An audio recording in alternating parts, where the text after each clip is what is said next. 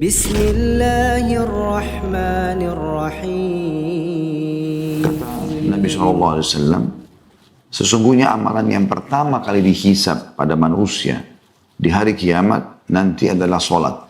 Allah Azza wa Jal berkata atau berfirman kepada para malaikatnya, dan dia lebih tahu. Sebenarnya Allah tanpa bertanya, tanpa bicara pun, ya, Allah sudah tahu.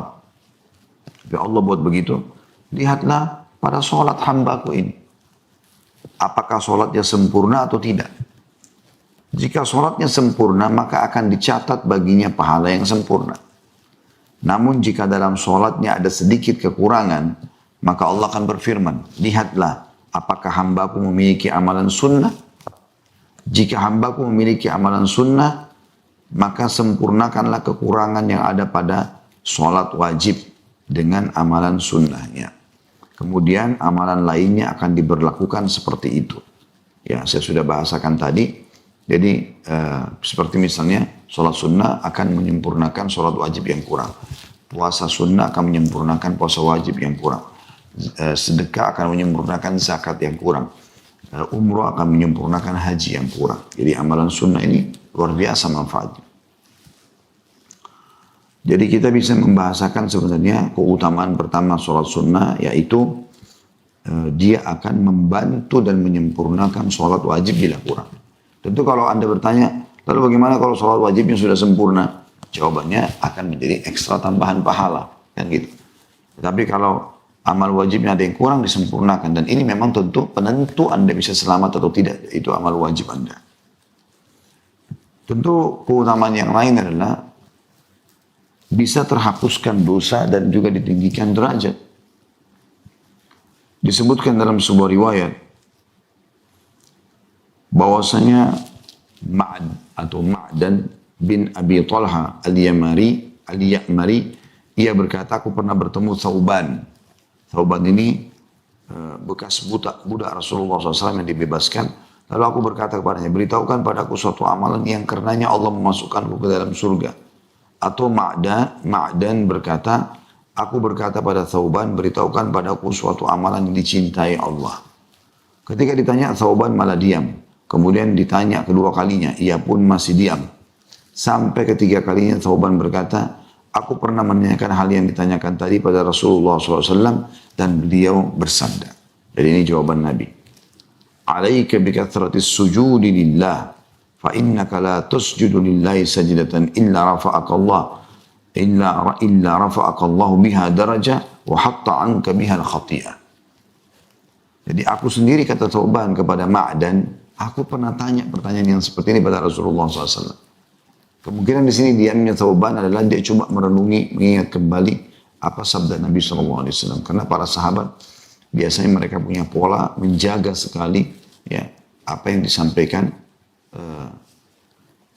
dari Nabi SAW. Kemudian beliau teringat dan beliau mengatakan, aku pernah menanyakan kepada Nabi SAW dan Nabi mengatakan kepadaku, hendaklah engkau memperbanyak sujud atau sholat kepada Allah. Karena tidaklah engkau memperbanyak sujud karena Allah, melainkan Allah akan meninggikan derajat dan menghapuskan dosamu.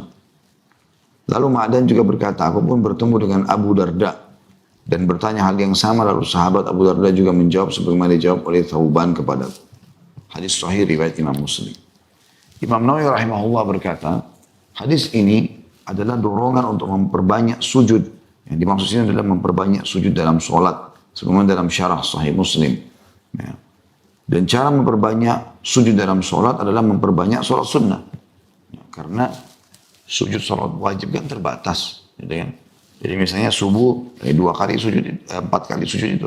Rakaat pertama 2, rakaat kedua 2. Duhur, asar, isya juga sama 4 rakaat ini ya. Jadi satu sholat 8 kali. Rakaat pertama 4 kali 4, 16 kali sujud. Ya. Begitu juga dengan asar, begitu juga dengan isya. Maghrib ya 6 kali. Orang sujud kan gitu. Nah ini terbatas dengan itu. Tapi Nabi SAW mengatakan perbanyak sholat, sujud.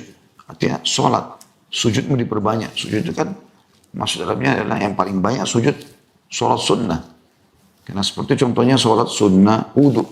Anda kan bisa mengamalkan apa yang diamalkan Bilal radhiyallahu anhu. Beliau setiap kali beliau wudu, beliau sholat, kan gitu.